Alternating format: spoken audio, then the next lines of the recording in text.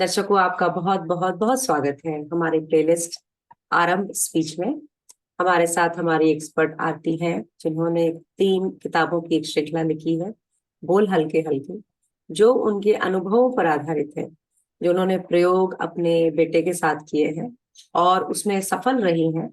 और उनका बेटा बहुत अच्छे से बोल पाता है, तो वो हमें बताएंगी कि हम क्या कर सकते हैं जिससे हमारे बच्चों का कम्युनिकेशन, जो एक बहुत मेजर इश्यू है, वो उसको हम लोग एड्रेस कर सके।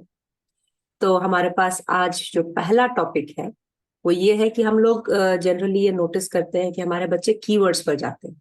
ये हाँ। तो बहुत कॉमन है। हम्म, कीवर्ड्स वो पकड़ लेंगे, बिस्किट है, और पूरे सेंटेंस पे ध्यान नहीं देंगे। हम्म। उनकी आदत है। तो आरती, बताइए प्लीज कि कैसे हम अपने बच्चों को पूरे सेंटेंस पे ध्यान दें। हाँ। तो जैसे जब मैंने अथर पे काम किया तो मुझे सिखलाने के बाद जैसे इंस्ट्रक्शन देने, बेसिक इंस्ट्रक्शन जब उसने फॉलो करना स्टार्ट किया, तो हम्म। अगली प्रॉब्लम मुझे यही आई कि अगर मैं इंस्ट्रक्शन का एक भी वर्ड चेंज करती हूँ उसे कोई फर्क नहीं पड़ता है कि वो क्या वर्ड चेंज हुआ है। नहाना नहीं है, वो नहीं है नहीं सुनता था, नहाना सुनता है और बाथरूम भाग। बस। ये नहीं सुन रहा है कि नहाना नहीं है मैं बोल रही हूँ, या फिर बिस्किट नहीं खाना है तो इसकी हम्म। कहानी है बिस्किट, तो यानी बिस्किट की तरफ दौड़ गया।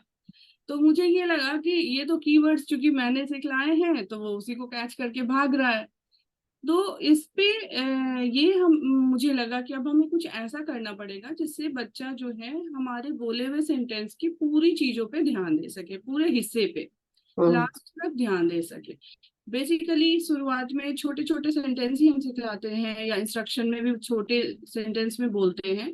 तो हमें ये ध्यान देना है कि वो पूरे सेंटेंस पे ध्यान दे। तो उसके लिए भी मैं फिर से पिक्चर कार्ड पे ही काम करूंगी कि जैसे पिछले एपिसोड में हमने काम किया था कि दे दो वाली चीजें वो समझने लगा है। कि हम्म। जब कहते हैं कि ब्रेड दे दो या बिस्किट दे दो, ग्लास दे दो, तो ये चीजें अब वो समझने लगा है। अब हम इसके साथ क्या करेंगे कि हम एक साथ दो दो कार्ड्स उठाने उसे कहेंगे। अब अभी हम क्या कहते थे कि ब्रेड दे दो, तो ब्रेड उठा करके वो हमें दे रहा था। ठीक है। हम्म। या हम्म। ये स्टेज तब आएगा जब वो देने लगेगा।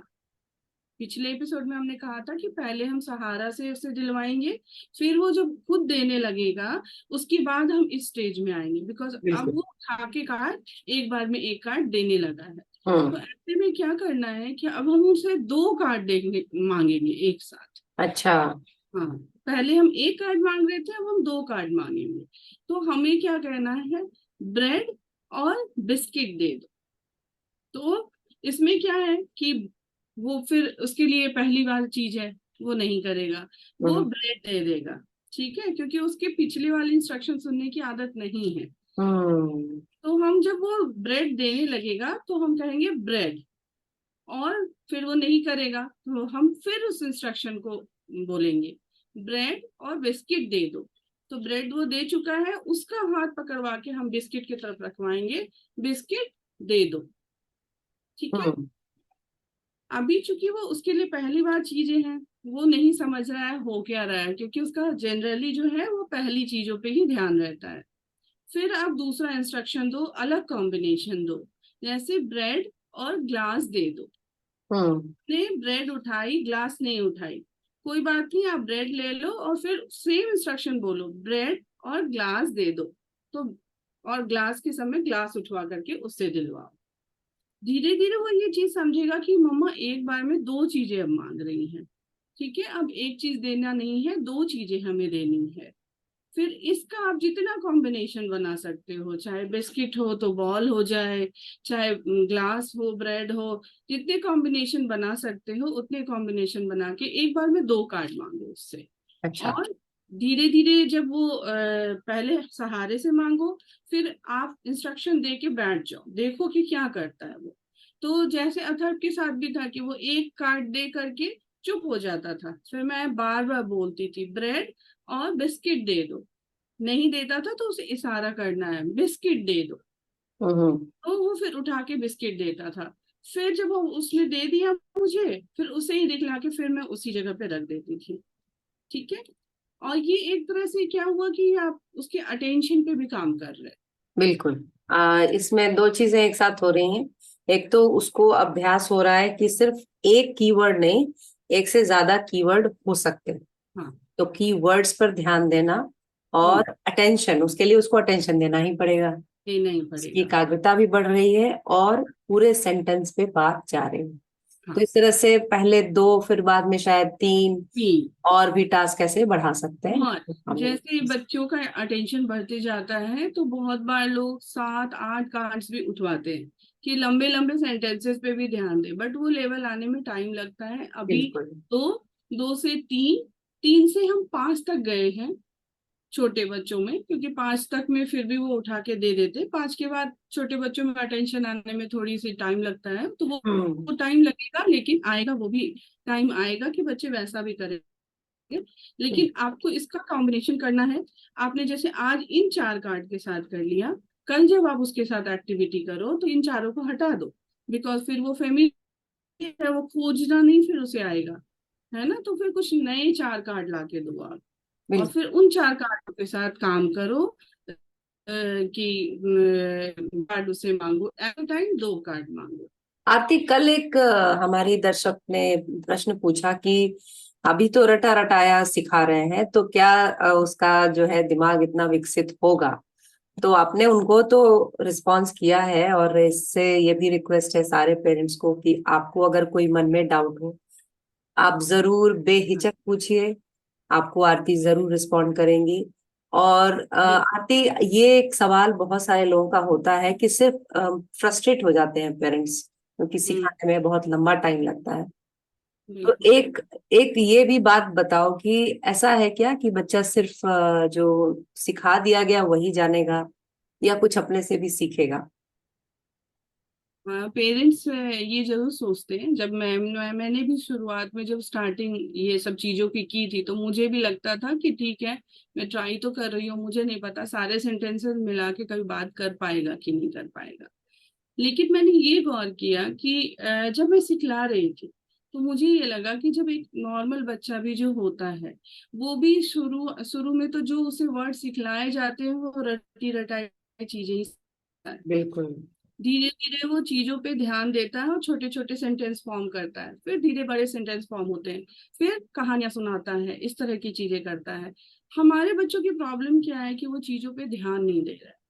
तो हमें वो जो स्टेप बाय स्टेप लर्निंग है ना, वो ध्यान दिलवा के करवानी है। लर्निंग की प्रोसेस यही है, लैंग्वेज भी डेवलप होगी। जैसे हम हिंदी में ही लिखते थे, तो हम कोई एक बार में हम पूरे सेंटेंस या वाक्य नहीं लिख लेते हैं, या इंग्लिश में भी हम पूरे सेंटेंस नहीं लिखते हैं। हम पहले बिल्कुल। वर्ड सीखते हैं, फिर छोटे छोटे सेंटेंस सीखते हैं, फिर बड़े सेंटेंस सीखते हैं। तो अथर्व के साथ मैंने बिल्कुल यही किया। और इसमें फायदा क्या है कि जब आप किसी चीज को एक प्लान्ड वे में सिखलाते हो ना, और एक टारगेट पे एक समय में काम करते हो, तो बच्चा जब वो सीखता है तो बड़ी कॉन्फिडेंटली सीखता है वो चीजों, हम्म। और कॉन्फिडेंटली यूज भी करता है, क्योंकि उस पे एक हफ्ते आपने काम किया है। बिल्कुल। उस एक कंसेप्ट पे एक हफ्ते काम चल रहा है। यही काम नॉर्मल बच्चों के साथ भी होता है, बट चूंकि इसमें हमारे एफर्ट्स नहीं लगते हैं। कम लगते हैं फर्स्ट, तो हमको उतना नहीं लगता। वो एनवायरमेंट से सीख रहा है, 4 लोग बोल रहे हैं उससे भी सीख रहा है वो, है ना। हाँ। तो तो एक्चुअली हम लोग बोल सकते हैं कि जो अगर फोकस्ड लर्निंग के साथ जो बिल्कुल। कंसंट्रेशन बढ़ेगा, तो बिल्कुल। डेफिनेटली, क्योंकि बच्चों का आईक्यू जनरली अच्छा होता है, हाँ। हाँ। और उससे वो पिकअप करेंगे ही। इतना बिल्कुल। विश्वास रखिए। शुरू में रटा रटाया हो सकता है, हम्म। लेकिन आप विश्वास रखिए अपने बच्चे पर और खुद पर।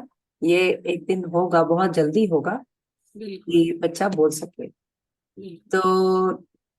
तो जो अगला टॉपिक है हमारा, क्योंकि हम लोग अब पिक्चर कार्ड को रिलेट करने की कोशिश कर रहे हैं रियल लाइफ से, हाँ।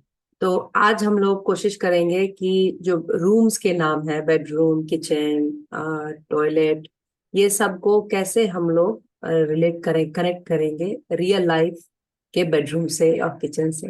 आरती। हाँ। जैसे अभी तक हमने सीखा कि डेली यूज में जो ऑब्जेक्ट्स आते हैं, उन ऑब्जेक्ट्स के थ्रू, उस ऑब्जेक्ट को यूज करते हुए हम उसका पिक्चर कार्ड बच्चे को दिखा बुलाते थे और उसका नाम बतलाते थे, उससे बुलवाने की कोशिश करते थे। हम्म। अभी क्या है, रूम्स को वो यूज नहीं कर रहा है, वो सीधे गया सो गया, उसकी कोई नीड ऐसी उस रूम की नहीं हो रही है जो आप उसको वहां रोक करके बताओगे। Correct correct. और जनरली वो रूम के अंदर है। हम्म। आप आपने जब रूम के बारे में बताया, आप कह तो रहे हो बेडरूम, लेकिन शायद वो ट्यूबलाइट देख रहा है, एसी देख रहा है, या रूम में और भी कुछ चीजें हैं वो देख रहा है। तो इसीलिए जब रूम के बारे में हमें बतलाना है तो उसमें बहुत पर्टिकुलर रहना है। जो भी रूम है उसके गेट के पास खड़े होना है, मतलब गेट से बाहर खड़े होना है। और एक एंगल आपको ऐसा रखना है, बच्चे को ऐसी जगह खड़े रखना है जिससे रूम पूरा दिखाई दे रहा है, हम्म। और जो उसका फोकस पॉइंट है वो जरूर दिख रहा हो। और सेम चीज हमने अपने पिक्चर कार्ड में भी की है। ये है तो जो कि हमारे मेरे पास साथ है ऑलरेडी। प्रॉब्लम हाँ। ये हुई कि मेरा प्रिंटर खराब था तो रेड कलर निकल के आया है। तो जैसे ये बेडरूम है, तो अगर हमने उसे पिक्चर कार्ड दिखलाया है तो यहाँ बेड है दिख रहा है, आप बच्चे को गेट पे खड़े होकर के बतलाओ बेडरूम, बेडरूम, ठीक है, हम्म बेडरूम, बेडरूम। और ये बच्चे के हाथ में आप दे सकते हो ताकि बच्चा देखे और वहां भी देखे। उससे क्या होगा कि बच्चा पिक्चर कार्ड को रियल लाइफ से कनेक्ट कर पा रहा है हम्म कि फोटो जो है ये बेडरूम की है और सेम चीज बेडरूम दिख रहा है मुझे सामने, ठीक है। हम्म।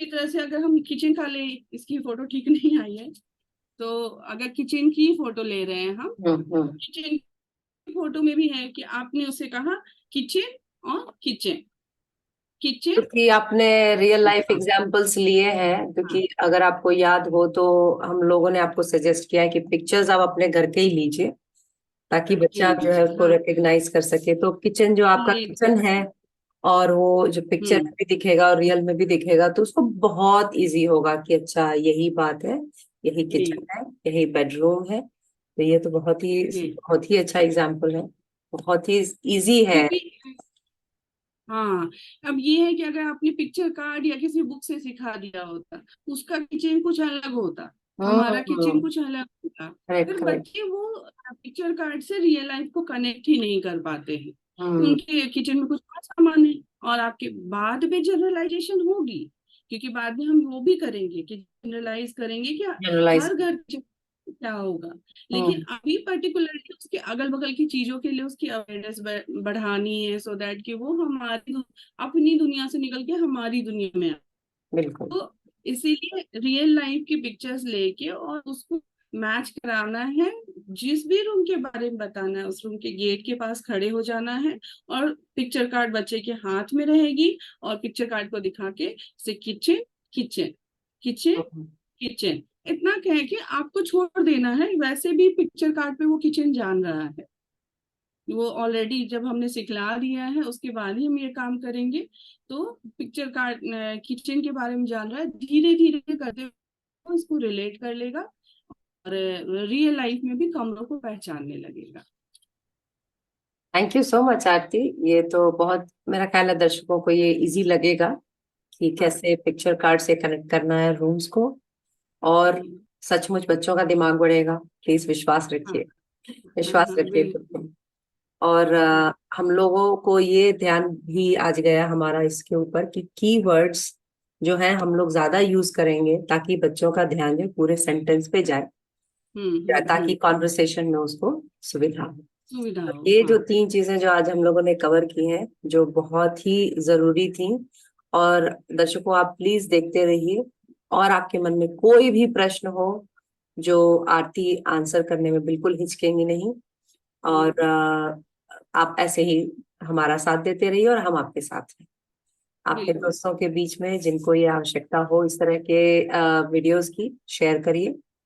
और हम आपसे मिलते ही रहेंगे। Thank you Aarti. See you. Thank bye. You.